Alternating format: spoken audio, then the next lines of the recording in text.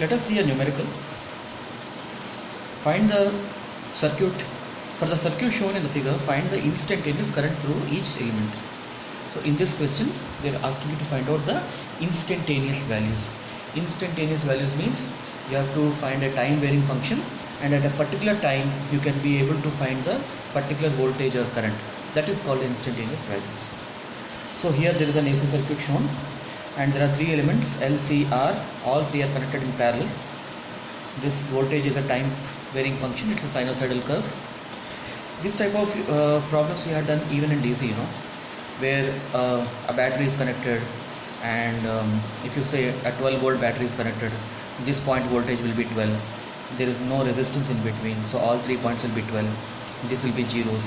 So all three are in parallel because the potential drop is same, potential difference is same. Now the approach there we have adopted is we have taken a Kirchhoff rule, and you have applied KVL, KGL, and you have found the unknown values of current or resistance or whatever. So here, can we take that approach? Means, see, KVL, the Kirchhoff rules, they will give you a specific value. If a specific voltage value is given, and you are for that configuration you are trying to find out, you can use Kirchhoff rule 1 or rule 2 and get the exact values. But here you don't have a specific value. Here the value is changing at every instant of time. So in this situation the approach will be slightly different. Okay. Now here we know that across the three elements the voltage drop is same, and if you want to know the instantaneous current, means you at every instant of time what is the current passing through the resistor, the capacitor and the inductor is what you are supposed to find out. So the voltage drop across the resistor will be IR into R, where IR is the current passing through the resistor. Okay.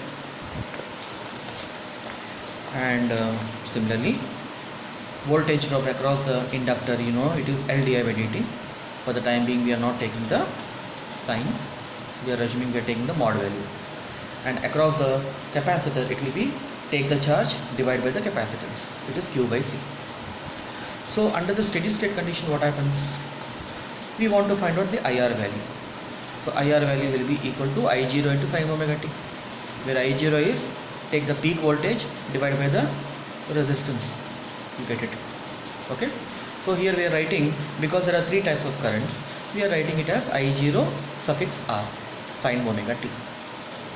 So now if you want to find out what is the current passing through IL, means this inductor, it will be V0 by XL, right? So V0 by XL into cos omega t, alright, with a minus sign. Now why it is cos omega t?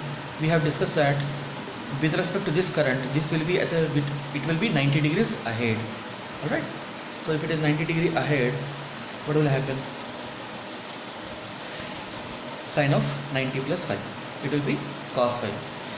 If you see the derivation part of when we were discussing pure inductors, we have derived an expression, and it was IL is equal to minus V0 by XL into cos omega t. Okay.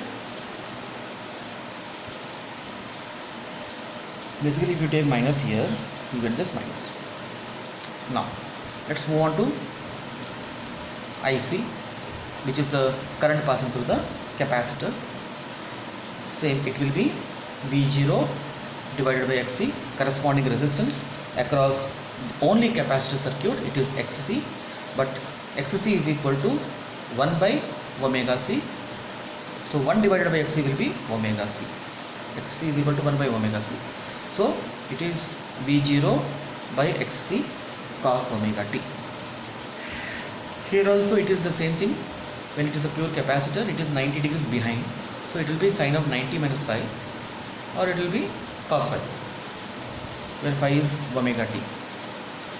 So you have got all three, IR, IL and IC, all are time varying functions, alright. So where XL, XC are the reactances values.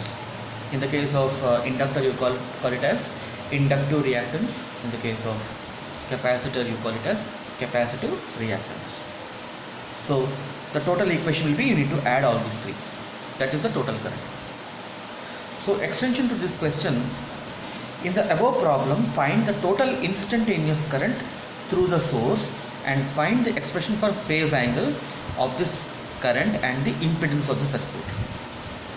Now he is asking you to derive an expression for impedance and also asking you to find the phase value.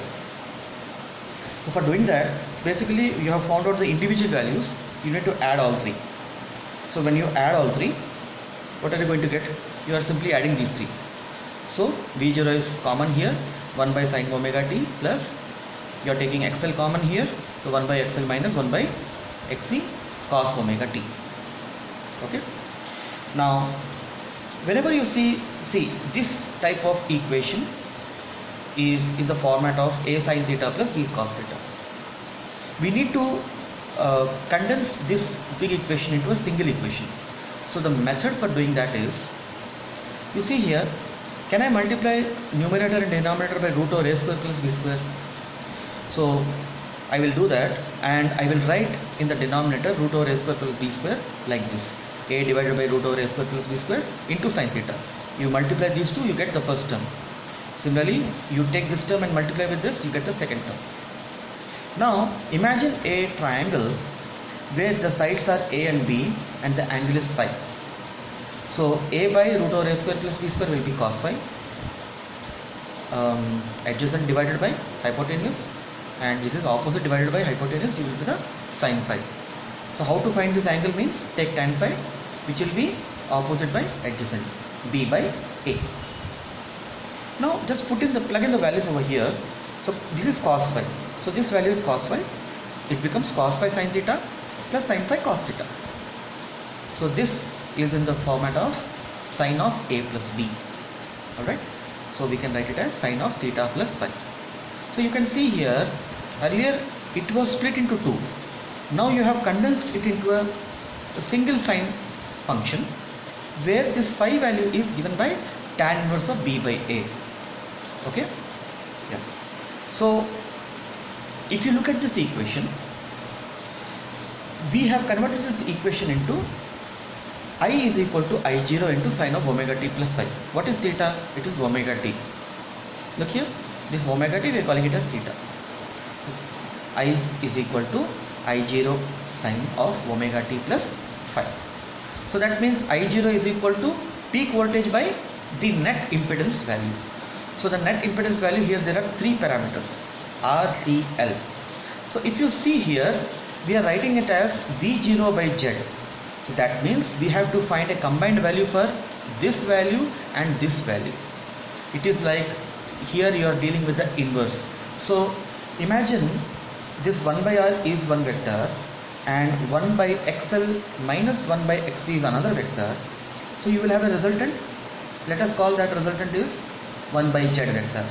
So how do you get this resultant vector? It will be this vector square plus this vector square, isn't it? Because they are making 90 degrees with each other. So that is what is this value. This is the magnitude part. Okay, and so once you get the magnitude, you can get the value of I0, which is a peak current. Alright, so here in the question they are saying that what is the total instantaneous current. So you have worked out the peak value for all these three put together. So here there were individual values, there were, you know, the individual peak values, but you have condensed it in such a way that now you have the total peak value. But the total peak value, how you will get? The peak voltage. The peak voltage is this voltage divided by the impedance factor of these three put together. So which is this value, 1 by Z is equal to this value. Alright, once you get this value, multiply directly with this, you get the peak current. If you want to find the time varying function, you need to put it in this equation. Here it is varying with respect to time. Phi value is a constant value, but this t is a time specific one. So if you put particular value of t, you get a particular value of I. So all those values are instantaneous value. It is like a curve, you know, if there is a curve like this. This x-axis is, let us say, time, and y-axis is velocity. At a particular instant you will find a particular velocity.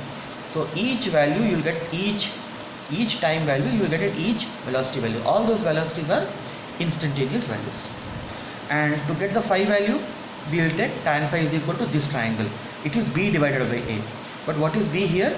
B is this value, 1 by xl minus 1 by x, 1 by xc minus 1 by xl divided by 1 by r. So once you get the phi, you can know the phase difference also with respect to the original voltage. Okay.